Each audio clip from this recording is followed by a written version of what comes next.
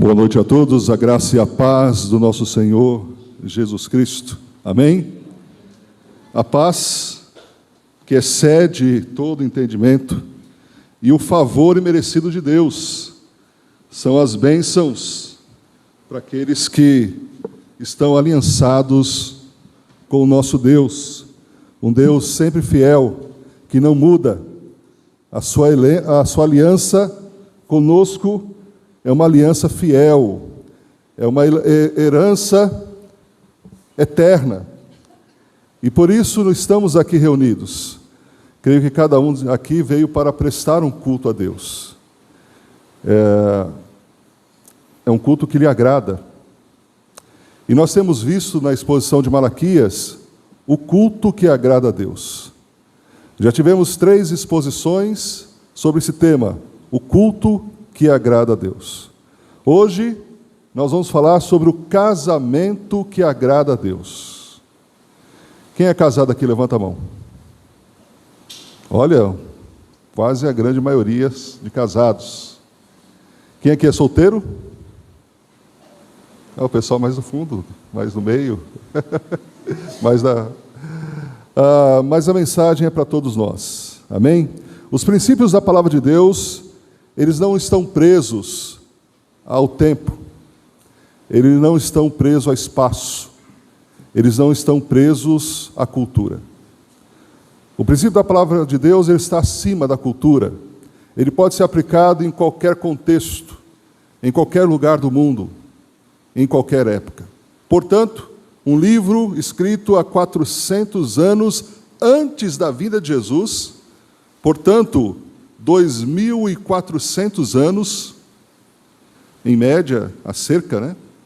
Nós encontramos princípios para a nossa vida, encontramos princípios para prestar um culto que agrada a Deus e princípios para o nosso casamento. Vamos ver aqui na tela algumas projeções para ajudar na absorção da palavra. Enquanto isso, abra sua Bíblia em Malaquias. Malaquias capítulo 2, versículo 10.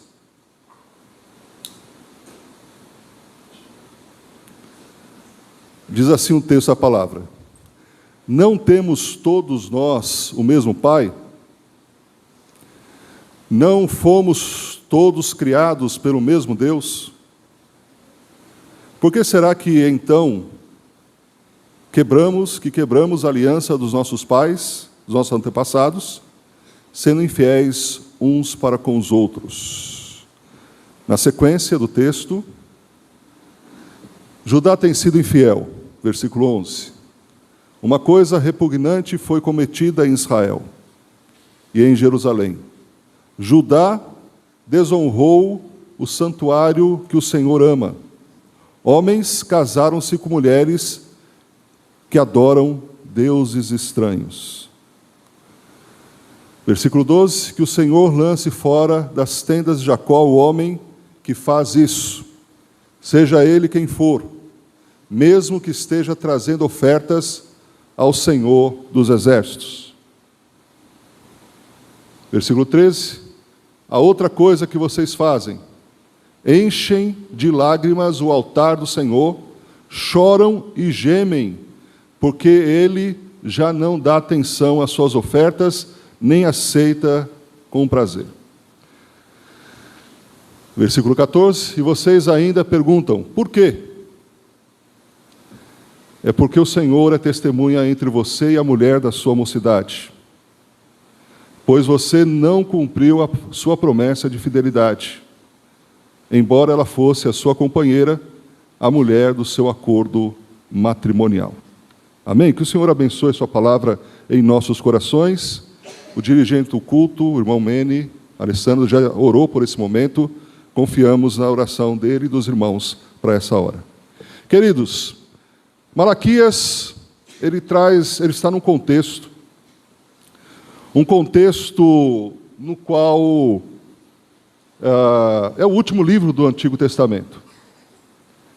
É um livro que ele está num momento da história de Judá que Judá já tem uma restauração, uma reconstrução, porque eles ficaram 70 anos no cativeiro babilônico. Isso foi profetizado, foi falado pelos profetas.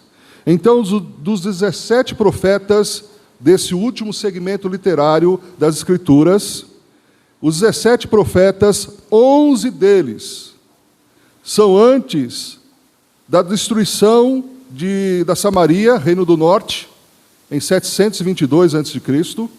Então, Deus levantou profetas para dizer assim, olha, se vocês não se arrependerem, a Síria vai vir e vai destruir a Samaria, vai destruir o templo aqui de vocês.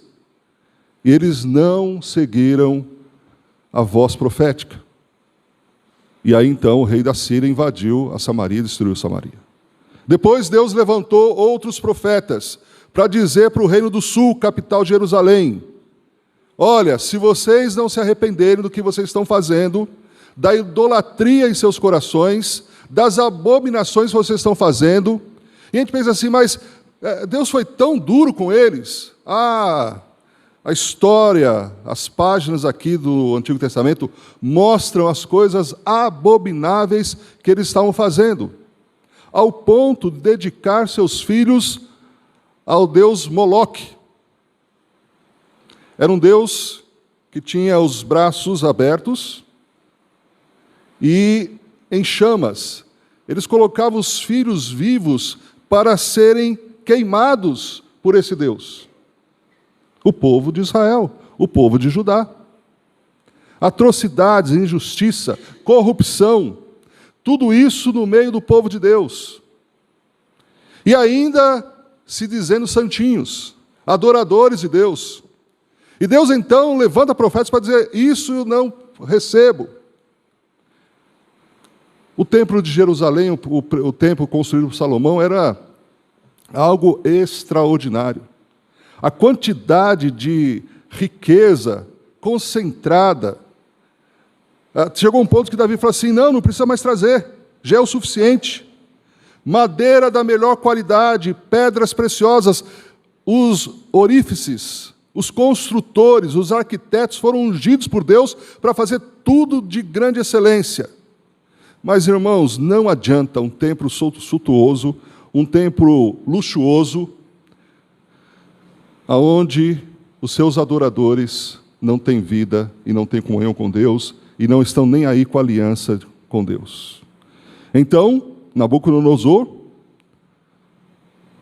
invadiu Jerusalém, destruiu esse templo belíssimo, deixou em poeira, levou o povo cativo. O povo fica lá 70 anos, conforme Jeremias havia profetizado. O povo volta, mais crentes do que nunca. Voltam cantando e produzindo salmos. Os salmos que foi lido é os salmos da romagem, é os salmos dos degraus. O que é isso? São os salmos da peregrinação. Enquanto eles estavam voltando para Jerusalém, eles iam cantando e louvando a Deus, esperançosos da reconstrução de Jerusalém, do templo, do muro. Tudo isso aconteceu na liderança de Esdras, Neemias, Zacarias. Então, dos 11 profetas antes do cativeiro babilônico, 3 profetas durante o cativeiro, durante o exílio. Quem são esses profetas? Ezequiel, Daniel, Jeremias, em parte. Ele tem salvo-conduto. Lamentações é um livro que é escrito durante o cativeiro, por isso se chama Lamentações. Você vê um livro na Bíblia escrito Lamentações, porque o profeta lamenta. Se eles tivessem obedecido, se eles tivessem seguido 43 anos de ministério de Jeremias falando, e o povo não segue a voz profética e acontece aquela tragédia toda. Mas Deus tem planos eternos. Embora que sejamos infiéis, Deus continua sendo fiel. Deus é fiel. Deus não muda. Muitas vezes, Ele precisa nos puxar a orelha, porque nós somos terríveis. Talvez você não se sinta terrível aos olhos da sociedade, mas no padrão de Deus, nós precisamos melhorar e melhorar muito para que tenhamos sempre comunhão com Ele. A graça de Deus nos capacita, o sangue de Jesus nos perdoa os nossos pecados e nos habilita a estar diante dEle. Se não fosse isso, ninguém estaria em pé na presença de Deus. Mas então o profeta ele traz mostrando, olha, tem a construção do templo, tem a construção, assim, Ageu também foi após o cativeiro, Zacarias, Malaquias, pós-cativeiro, completando então os 17 profetas. E aí então, o que acontece? Zacarias também, mas Malaquias mais ainda, ele chama atenção, ele começa o livro dizendo, olha, sentença, peso, o povo, os sacerdotes estão em audiência com Deus, porque o que vocês estão fazendo não está agradando a Ele, e o culto que vocês estão prestando a Ele, Ele não tem aceitado. Mas essa profecia, ela tem duas formas de recepção. A primeira forma é aquela pessoa que você dá um conselho, que você, até por compromisso que você tem com a pessoa, diz que tem verdades que só os verdadeiros amigos nos dirão. Os amigos, aqueles que não são amigos, não dirão verdades que nós precisamos ouvir. Os falsos amigos vão falar coisas boas, mesmo que elas não sejam. Mas o verdadeiro amigo, quando nós estamos desviando o caminho, o verdadeiro irmão em Cristo, ele traz, à luz da palavra, uma orientação. Isso chama-se exortação, encorajamento para fazer aquilo que Deus aceita. Então, a primeira forma de receber uma profecia como essa é dizer, não, Deus é muito duro, não, mas isso é para outro tempo, não, isso, e colocar uma série de desculpas, dizer assim, não, essa profecia não é para mim. É aquele tipo de pessoa que vem para ouvir uma mensagem numa igreja evangélica, e em vez de ter um enxadão, é uma metáfora, tá? Em vez de ter um enxadão, tem uma pá. E aí então o que ele faz? Ele pega a mensagem e fala assim, essa mensagem é para aquele irmão. Essa mensagem é para o meu vizinho. Essa mensagem é para o meu marido. Essa mensagem é para minha esposa. Essa mensagem é para o meu filho. Essa mensagem... E vai, então, jogando a mensagem e dizendo, não, ele que precisa ouvir, eu estou tranquilo. Um verdadeiro fariseu. A outra forma de receber a mensagem, se a primeira forma tem essa metáfora da pá, a segunda recepção da mensagem profética é o enxadão. Enxadão é aquele instrumento que você cava. Você diz, olha, o que o Senhor quer me dizer, o que eu preciso corrigir, o que eu preciso acertar, como que eu posso oferecer um culto que agrade verdadeiramente a Deus? Você não veio aqui assistir um culto. Você não veio aqui analisar a performance dos músicos. Você não veio aqui para chegar e dizer assim, isso eu gostei, isso não gostei. É lógico que humanamente a gente faz essas leituras, mas o culto é a Deus. Então, a preocupação é dizer assim, Deus está aceitando o culto que eu estou prestando a Ele. Porque você não veio para ser um espectador. Você veio para ser um adorador. Você veio para prestar um culto a Deus. Você veio para ofertar a sua vida a Deus. Você veio para dedicar um tempo que lhe é precioso, e todos nós precisamos de mais tempo para muitas coisas. O tempo é um bem precioso. Então você separou o tempo para ofertar a Deus, você veio para ofertar o seu coração, você veio para ofertar a sua vida, e Deus está atento a tudo isso. Mas a análise que Deus faz, ela não está restrita ao momento do culto, ao templo aonde é feito o culto. Deus está também de olho em nossos casamentos. E aqui eu vou falar para a maioria que é casado, conforme já foi identificado, e para aqueles que desejam se casar. Qual é o casamento, afinal de contas, que agrada a Deus? Esse tema é um tema muito atual e pertinente, relevante, porque a nossa maior crise é a crise da família. O casamento, o que é o casamento? O que Deus diz a respeito do casamento misto? E o divórcio? Como Deus encara? Obviamente, eu não vou falar sobre aquilo que eu penso, mas aquilo que a palavra de Deus diz. Então, eu quero me reter, me conter, em apenas dizer o que a Bíblia diz sobre esse assunto. E vou dizer que é muita coisa que o texto está dizendo, mas nós vamos focar em algumas delas.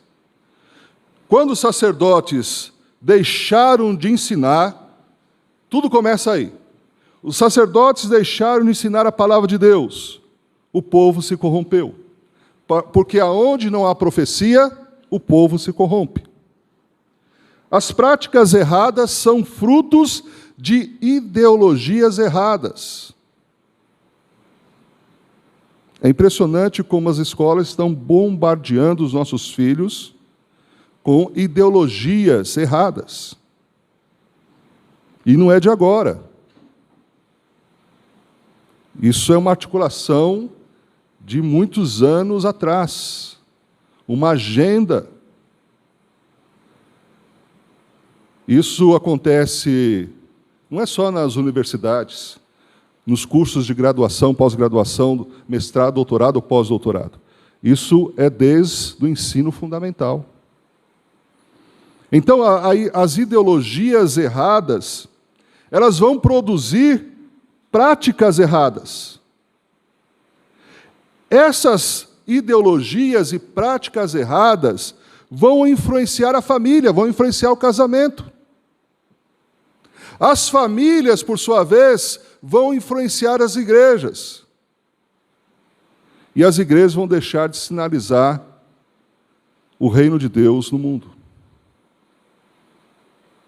Veja que é toda uma questão de pensamento, de compreensão, de leitura, de saber, de conhecer.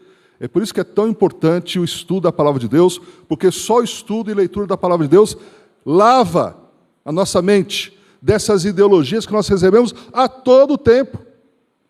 E não é só nas escolas. Toda a mídia, o mundo jaz no maligno. Tudo que está aí. Você vai assistir um filme, tem ideologia errada. Você vai assistir um programa de televisão, ideologias erradas.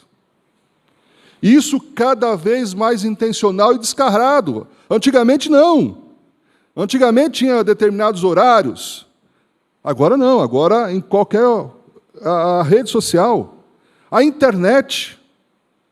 Coitado do pai que deixa o filho entregue aos vídeos múltiplos que se tem pela internet. Coitado do casamento que se baseia naquilo que a mídia traz, que a internet traz, e não olha para os princípios da palavra de Deus. Eu quero compartilhar com os irmãos, então, o casamento que agrada a Deus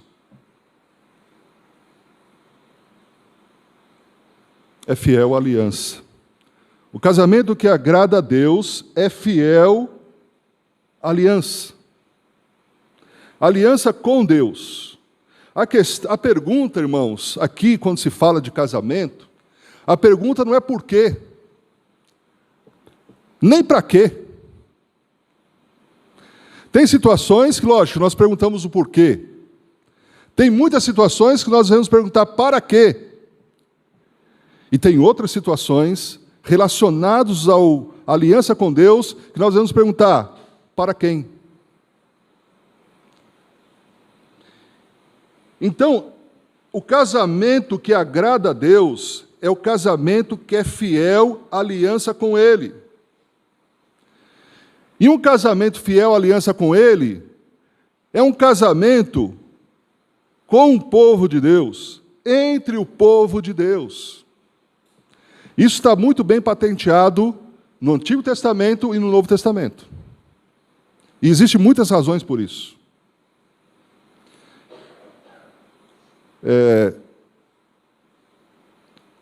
Lá para cima a gente tem um lanche chamado misto. Aqui é torrada, né?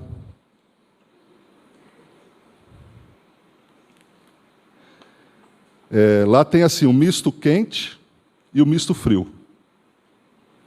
E eu pensei assim, será que porque sempre quando eu trazia essa ilustração lá para cima, o pessoal entendia. Então, misto frio e misto quente. Então, o misto quente é o pão que coloca na chapa, e aí já vai ser uma jogada de marketing para a cantina, né? Você vê que não vai ser misto, vai ser outro lanche. Mas colocado o pão na chapa e coloca o queijo e o presunto na chapa também, e aí misto quente. Ok? O misto frio é o pão francês, que aqui é chamado de cacetinho, né? O pão francês. E aí é frio. O queijo e o presunto colocado no lanche frio, então é misto frio. Então, eu costumo dizer assim, existe o casamento crente, que é misto quente, e o casamento de crente, que é misto frio. O casamento de crente, que é misto quente, é assim, é o batista com o assembleiano, é o presbiteriano com o batista, é o presbiteriano com o assembleiano. Então, é entre as denominações evangélicas. Então, a gente fala, isso é um casamento misto quente. Então, misto quente, Deus aceita. Certo? Quem é casado aqui misto quente? Eu. O Dalvan também. Ou seja, eu me casei com uma presbiteriana. Sendo batista, casei com uma presbiteriana. Né? Então, casamento misto quente, que a gente falava. Então, misto quente Deus aceita. Mas misto frio não dá. Misto frio é o crente com o não crente.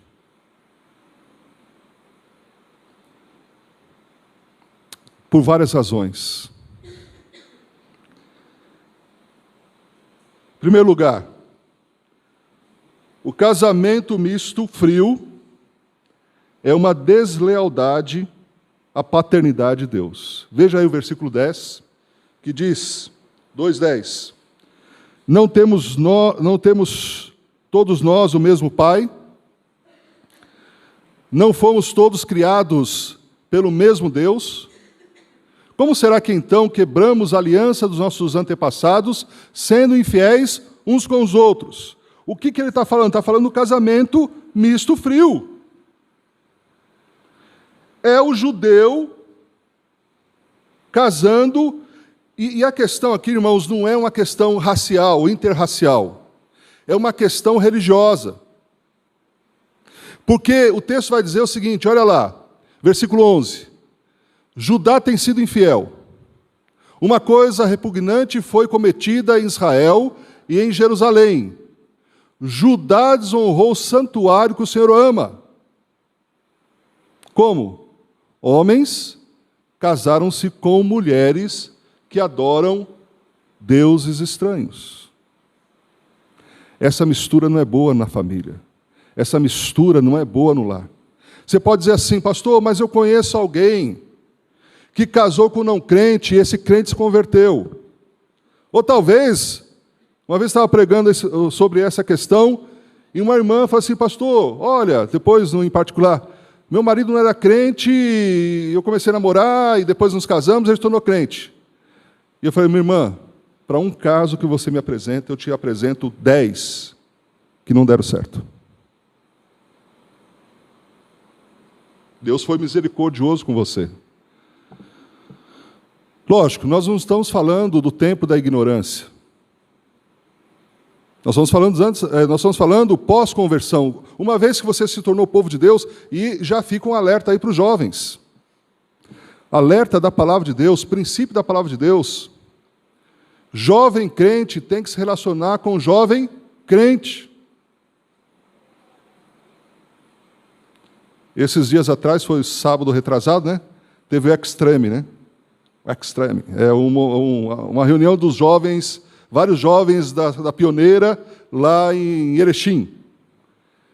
E é um bom momento de se conhecer, porque às vezes na igreja local não tem jovens suficientes, ou jovens nos quais Deus quer que se casam na própria igreja local, mas tem em outros arraiais, em outros lugares aonde os crentes, eles então se relacionam. Hoje está uma moda fazer essa busca na internet. Cuidado. Em algumas situações dá certo, em outras situações não dá muito certo, porque sempre a foto do perfil é a pessoa linda e maravilhosa, né? E tantos e tantos casos, né, que quando foi conhecer pessoalmente, já saiu aí em reportagem, né? Isso tem que tomar muito cuidado. Guarda o seu coração, confie em Deus, né? No tempo certo, Deus vai colocar a pessoa certa, você deve estar aberto a um relacionamento, não com pessoas que não servem a Deus, que são adoradores de deuses estranhos. Então nós não podemos contaminar o altar que Deus ama, porque o casamento, além do casamento ser uma deslealdade à paternidade de Deus, porque Deus está falando assim, olha, o povo aqui, Malaquias está falando, são filhos de Deus, são povo de Deus. Parte-se o pressuposto que todos nós aqui somos povo de Deus. Então, é uma deslealdade à paternidade de Deus quando existe um casamento misto frio. Além disso, o casamento misto frio é uma declarada desobediência ao mandamento de Deus. Veja o versículo 11. Judá tem sido infiel. Porque lá na lei eles prometeram que iam casar com mulheres do povo de Deus. Então, assim, o que está acontecendo? Eles estão casando, e pior que isso, eles estão se divorciando das suas esposas e casando com mulheres adoradoras de deuses estranhos. É por isso que o texto está dizendo o seguinte: vocês estão manchando o meu altar com lágrimas. De quem são essas lágrimas? É daqueles que talvez estão dizendo assim, eu acho que é até muito improvável, porque o cara é cara de pau ao fazer uma coisa dessa, e achar que Deus vai aceitar isso. Mas, muito provavelmente, as lágrimas no altar, que está escrito ali mais adiante, né? Versículo 13. Há uma outra coisa que vocês fazem: enchem de lágrimas o altar do Senhor, choram e gemem porque Ele não dá atenção às suas ofertas, nem as aceita com prazer. Então as lágrimas são dos filhos das esposas que foram repudiadas. Mas também eles estão vendo que as suas orações Deus não está ouvindo e Deus não está atendendo. Então imagine, por exemplo, a pessoa que acredita em Deus. Aqui não é questão de falta de fé, irmãos. Aqui é uma falta de ética. É uma falta de conhecer e colocar em prática os princípios da palavra. Tem muita gente que crê em Deus e que faz coisa errada, não tem? Tem. É aquela história que o pastor chega para dar expediente na terça-feira e ele abre o portão da igreja e tem um caminhão de mudança. Aí o pastor fala assim, mas o que é isso aqui? Aí a irmã fala assim, não, pastor, nós resolvemos mudar, nós vamos morar aqui na igreja. Mas como assim, irmã? Pastor, meu marido aqui na igreja é um santarrão. Mas meu marido em casa é um diabão.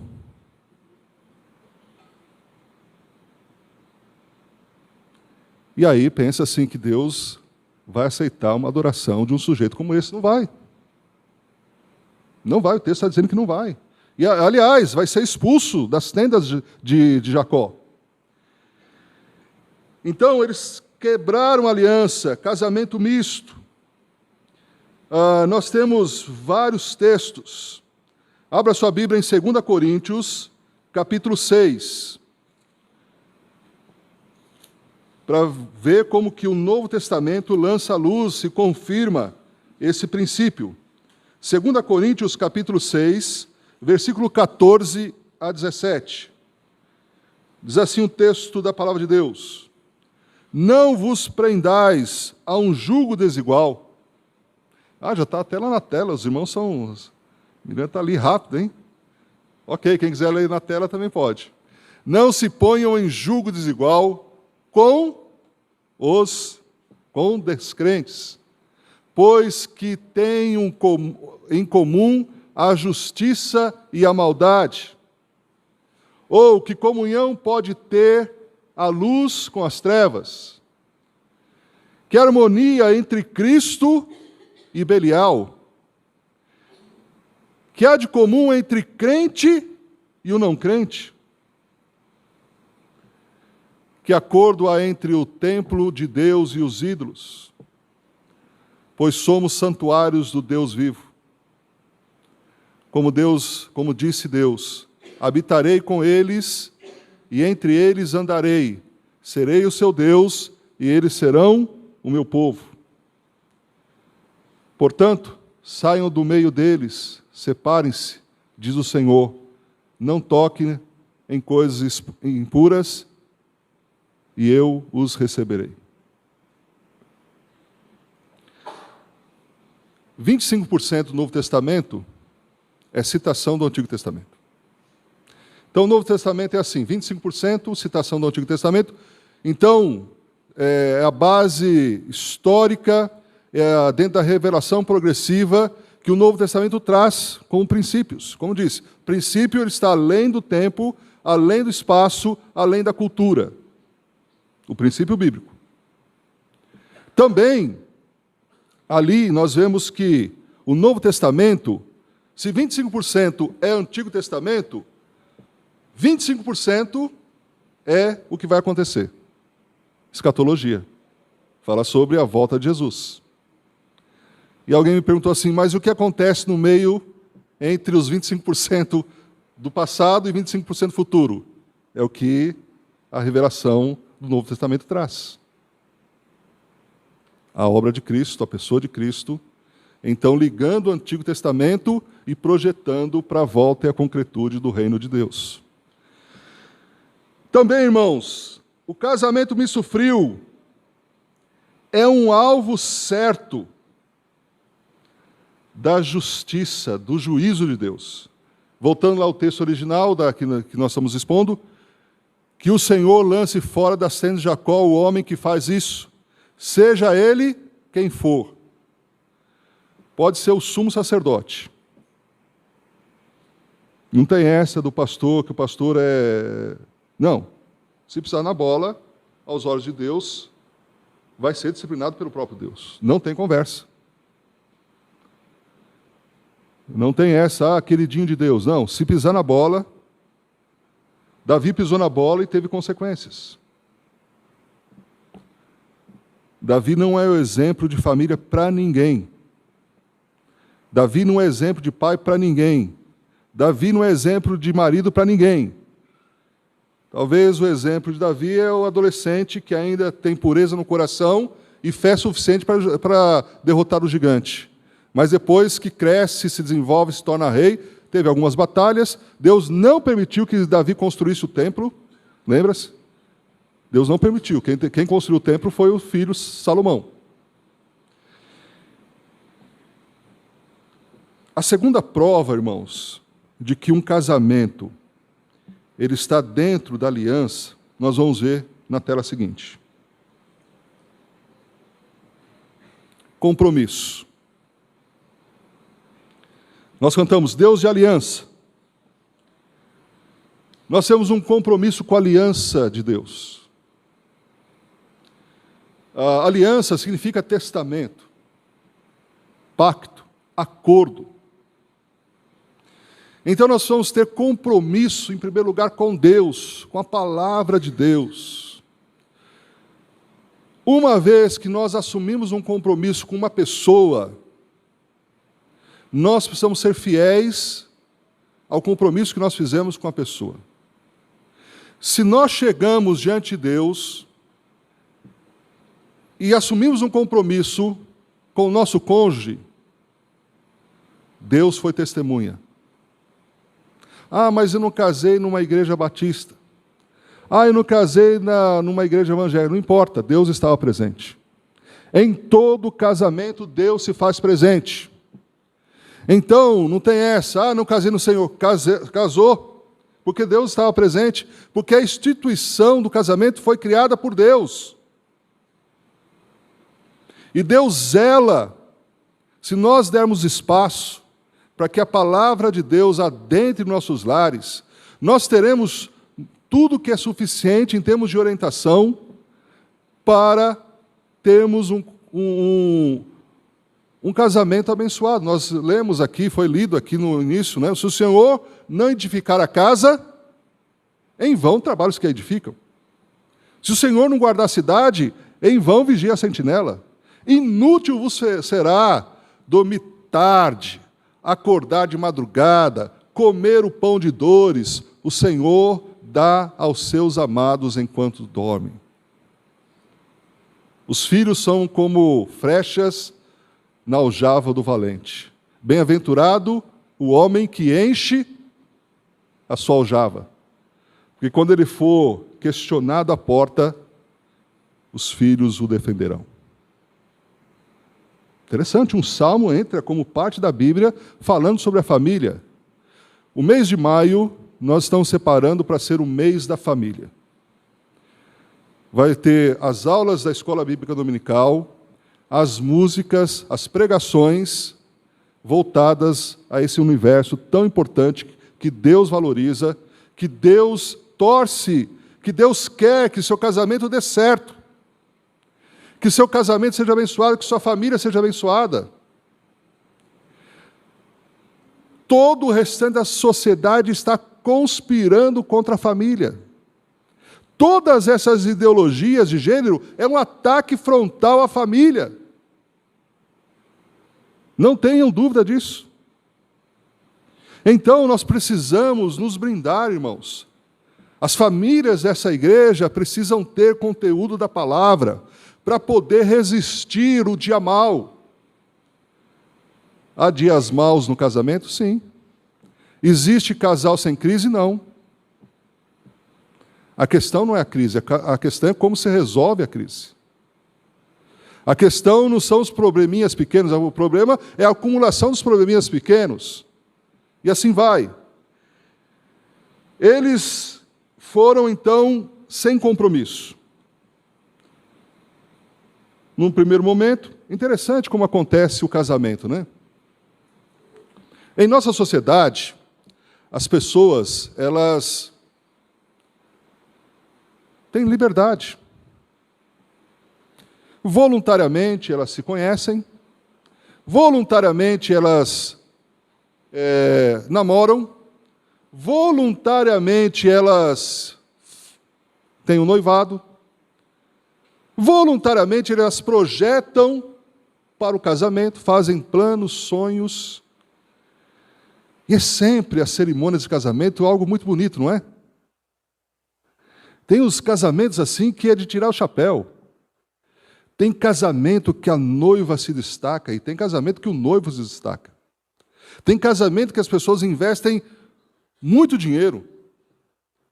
E não são pessoas que têm condições financeiras. Mas existe o quê? O sonho do casamento. Achando que se tiver uma cerimônia bonita, luxuosa, aonde vai convidar todos os parentes, amigos, aonde vai ter do bom e do melhor, vai resolver o problema? Não vai. Virá a lua de mel, depois o tempo da frustração. Toda alta expectativa produz frustração. E muitos casamentos, eles acabam nesse tempo da frustração. Mas os casamentos que têm compromisso, o cônjuge que tem compromisso com Deus, a questão não é o quê, mas para quem. Eu mantenho fiel ao meu casamento porque eu fiz uma promessa com Deus. Eu fiz uma promessa com Deus e fiz uma promessa para minha esposa. Nada e ninguém pode separar o que Deus uniu. Nem você mesmo. Nem permitir que seu cônjuge faça isso. Lute. O homem é sacerdote do lar. O homem, ele deve dobrar seus joelhos quando a situação não estiver boa. O homem tem que procurar, de todas as formas, amar sua esposa. E como nós já vimos no ano passado, a esposa deve honrar o seu marido. Sabia que na Bíblia não diz para a esposa amar o marido? Depois, se quiserem conferir, lá em Efésios 5, 22, diz que as esposas devem ser submissas. Ah! Que vontade de algumas mulheres dizer assim, isso é machista.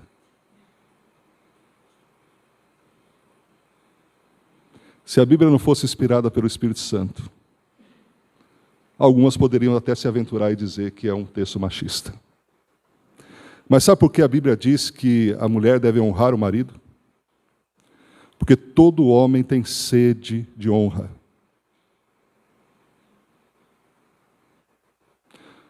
O homem que não é honrado em sua casa, ele vai inventar 1000 desculpas para não chegar cedo. Isso é fato. Por outro lado, a mulher precisa ser cuidada, precisa ser protegida, precisa ser amada. É por isso que o texto, nos detalhes do texto, nós tiramos esses princípios importantes, que é a visão de Deus, que Deus criou o homem, Deus criou a mulher, são universos diferentes. Então, voltando à questão do compromisso, olha só, algumas coisas importantes. Primeiro, dificilmente, e vocês que já são casados há algum tempo, tem horas que dá vontade de chutar o pau da barraca, não dá? Ou isso só acontece comigo?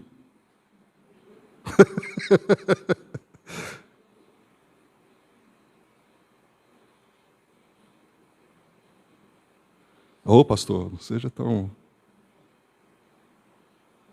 Mas Deus sabe o que acontece. Talvez você nunca manifestou isso, ou verbalizou isso, mas lá dentro você fala...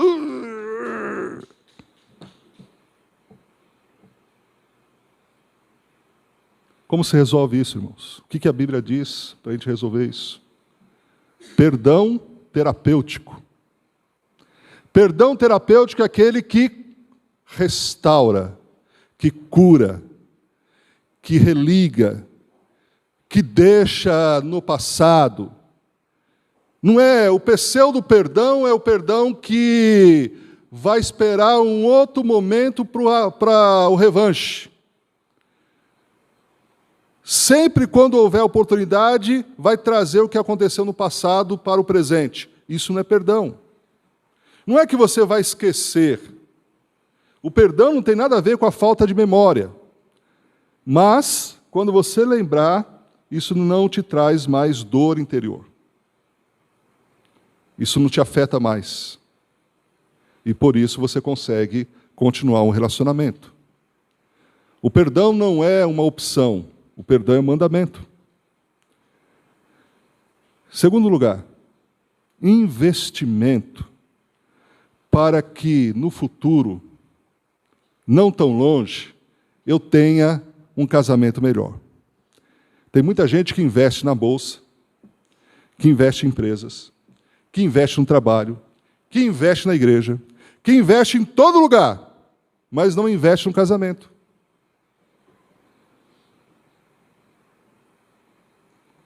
Não investe tempo de qualidade com a esposa. Não investe comprando presentinho para a esposa. Não investe levando a esposa para jantar. Não investe em diálogo. E aí o que acontece? É só tirar, só tirar, só tirar. Chega uma hora que o tanque emocional esvazia. Então é necessário investimento. Jesus fala assim, olha, essa questão da reciprocidade é poderosa.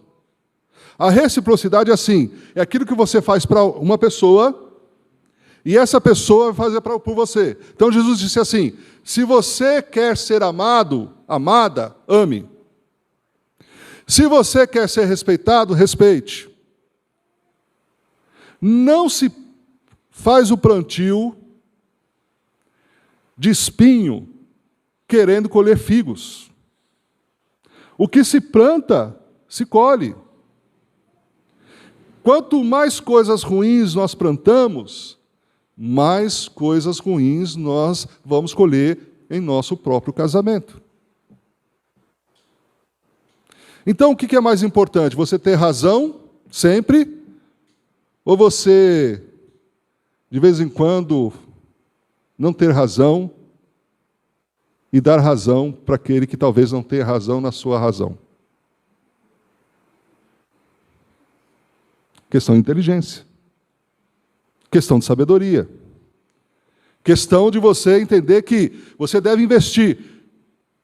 O compromisso é como se fosse uma ponte. Então, quando a situação não estiver boa, quando você não tem elementos emocionais, racionais, ou até mesmo espirituais, use a ponte chamada compromisso para passar em uma situação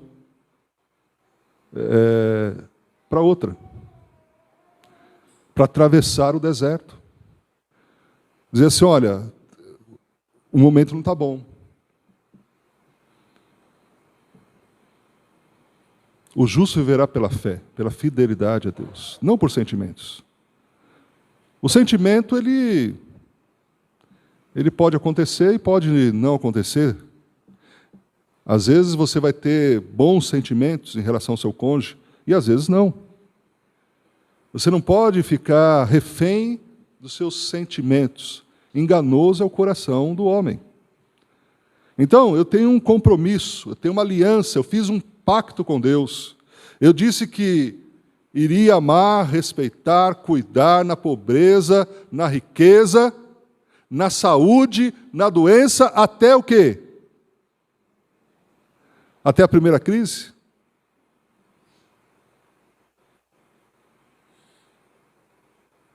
Até ser encantado com alguém do trabalho?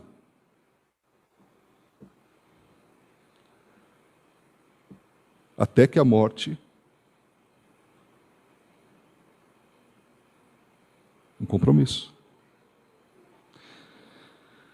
Terceiro e último lugar. Um casamento que agrada a Deus é um casamento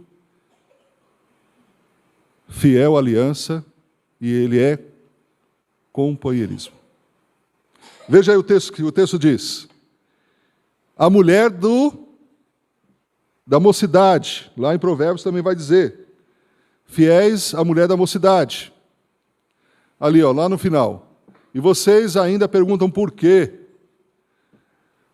Cuidado com a palavra por quê em relação aos mistérios de Deus.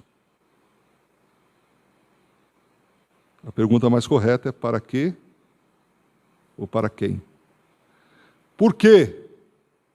E o Senhor é porque o Senhor é testemunha entre você e a mulher da tua mocidade.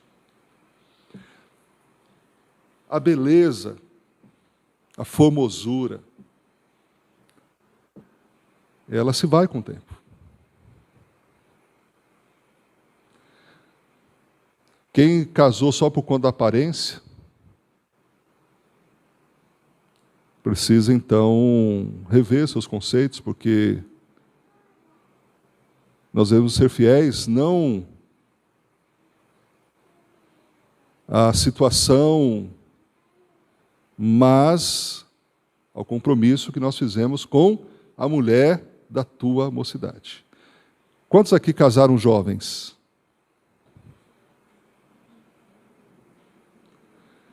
Menos de 30 anos. Olha.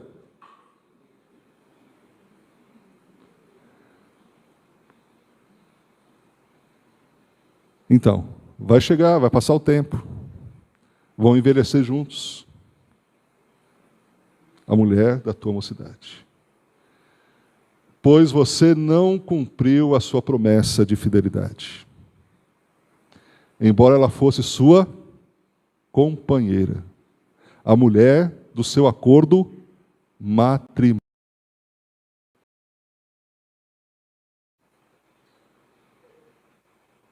O casamento é andar juntos de mãos dadas na presença de Deus.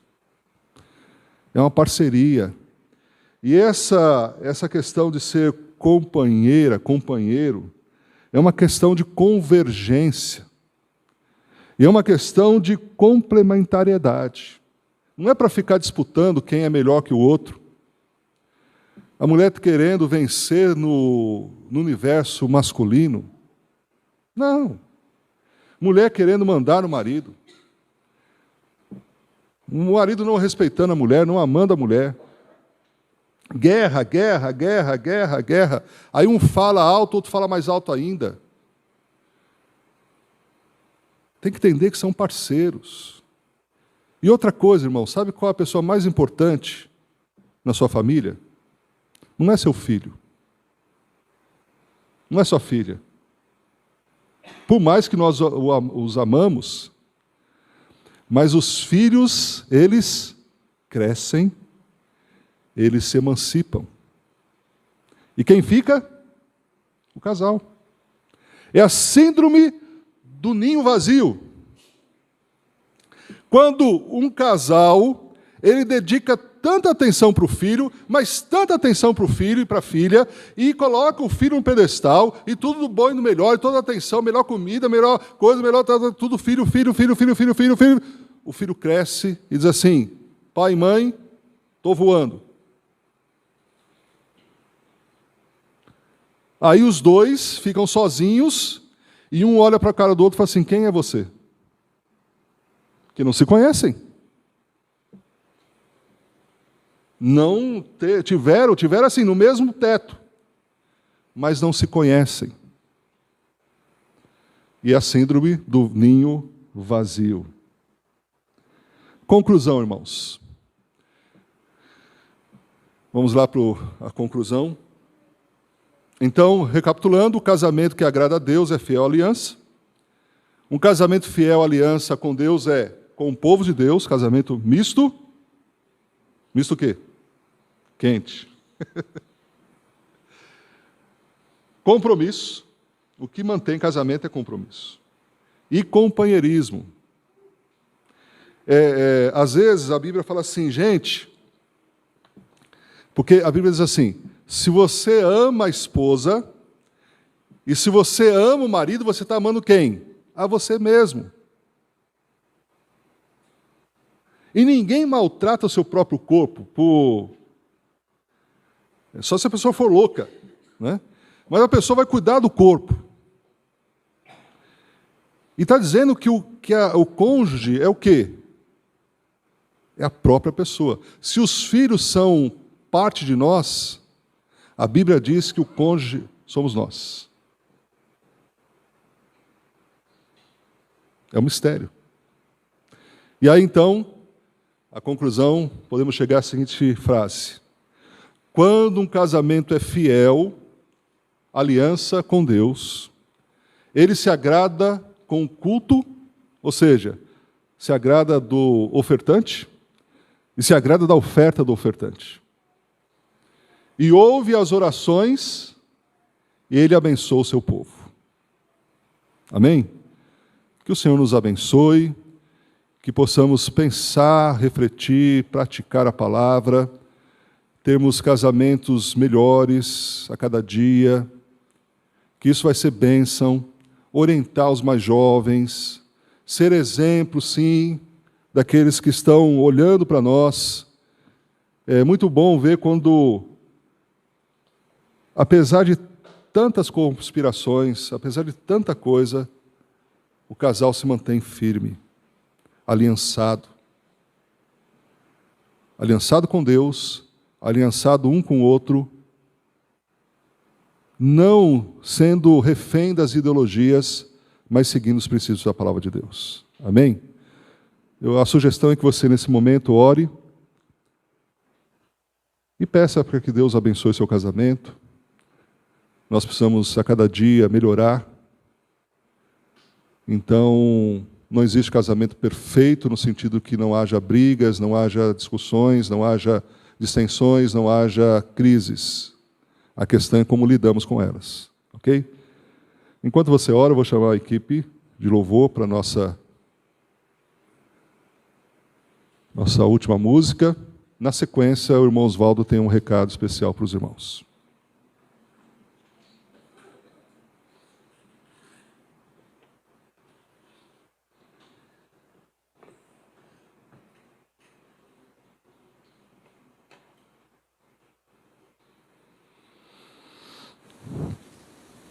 Senhor nosso Pai, Deus nosso Pai, Senhor nosso, Criador dos céus e da terra. Ó Deus, a Tua palavra vem para nos orientar, para nos dar princípios, e pedimos que o Senhor, por Tua graça, permita-nos, ó Pai, que venhamos seguir com fidelidade a aliança que fizemos no altar, no momento do matrimônio, aliança que temos contigo, pois somos o teu povo, estamos aliançados com o Senhor e aliançados com o nosso cônjuge, que sejamos fiel à aliança, e assim, ó Pai, que possamos ter compromisso, companheirismo, fidelidade. Que assim seja, ó Pai. Abençoe as famílias de nossa igreja, abençoe os casais de nossa igreja. Ó Deus, aqueles que estão passando por algum momento difícil, que o Senhor os oriente, que o Espírito Santo revele, ó Deus, aquilo que precisa ser consertado, redirecionado, repaginado, atitudes, ações, gestos, tudo isso, ó Pai, para que o Senhor, por Tua graça, aceite o nosso culto, aceite a nossa vida, aceite a nossa oferta, ouça e responda às nossas orações e nos abençoe e abençoe o Teu povo. Que assim seja, no nome de Jesus.